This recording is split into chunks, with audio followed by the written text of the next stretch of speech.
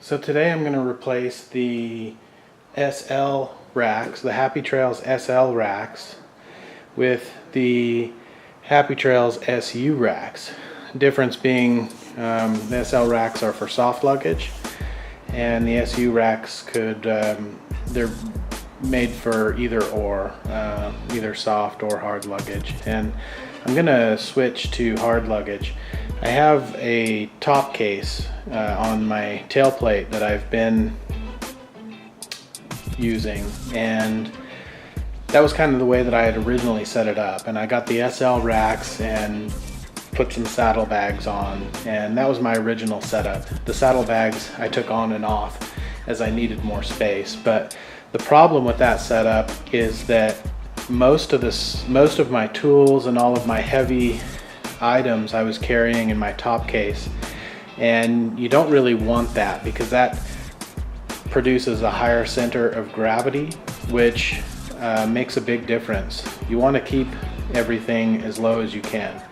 That's the reason why we stand when we ride off-road. When we're riding a technical section, you'll stand, and that, among other things, it lowers our center of gravity and makes it harder to fall. When you have all the weight up high, it makes you top heavy, and something like that just wants to fall over. So let's get to the install. The SL racks have already been removed, as you can see. And I removed the tail lights already too before starting this video. So I've got one bolt here that's out, one here on the tail plate, and then two bolts here that were holding on the tail light. And I've taken it off on the other side too. So the first thing that we're going to do is we're going to remove these inserts out of this rubber grommet, and we're going to take the rubber grommet out. Happy Trails has provided these stronger grommets here and inserts, so we'll be using these to replace those. They're also threaded, so it looks like you won't have to deal with the nuts that are back behind here, which can be a pain to get to. So the instructions recommend that you use a little bit of lube or water. I'm going to use some Windex to just kind of spray in and around there. And I'm just going to take a punch here and push these inserts out.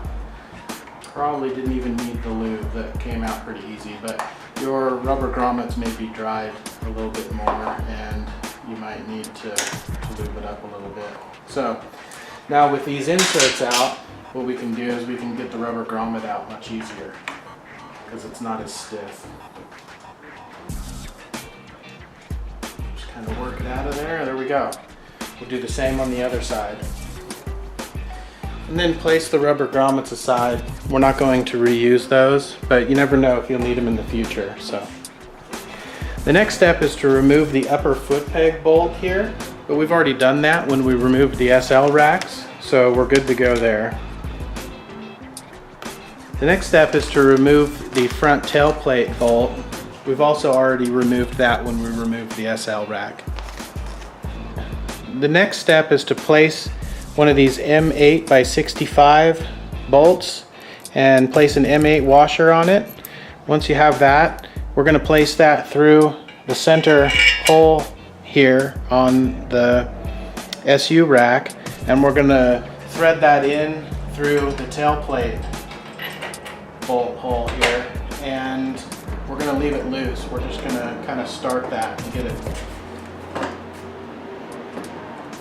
it secured.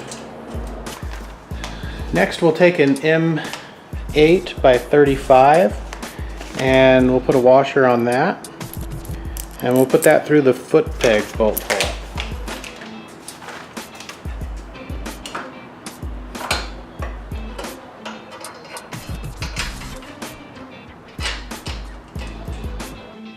Next we'll take the tailpiece insert and place it behind the tail rack here, and we'll feed the M6 bolt through the SU rack,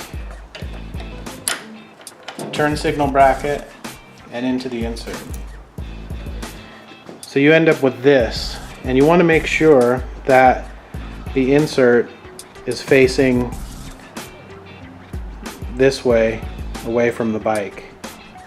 Otherwise, the bolts aren't long enough to grab the threads. So we'll do this same process with the other side and get that rack on. Now we'll install the rear bumper piece.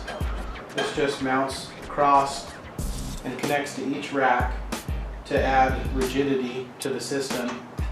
It also protects your muffler in the event that you go down on the right side, which is important.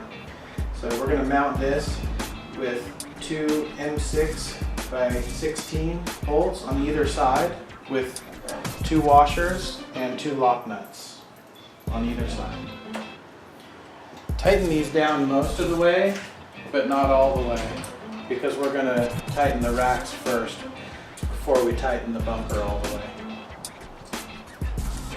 So starting at the foot peg bolt, we'll tighten this down the rest of the way, and we'll work our way back, securing the bumper last. And when we tighten down the turn signals, we'll just make sure that the turn signals are level. And once everything's tightened down, we'll turn on the key, make sure the blinkers are good to go, that there's not a wiring issue, which there shouldn't be, but we'll check it anyway before we hit the road, and we're good to go. Thanks for watching, guys. Subscribe if you're new, like if you like it. God bless. We'll see you next time.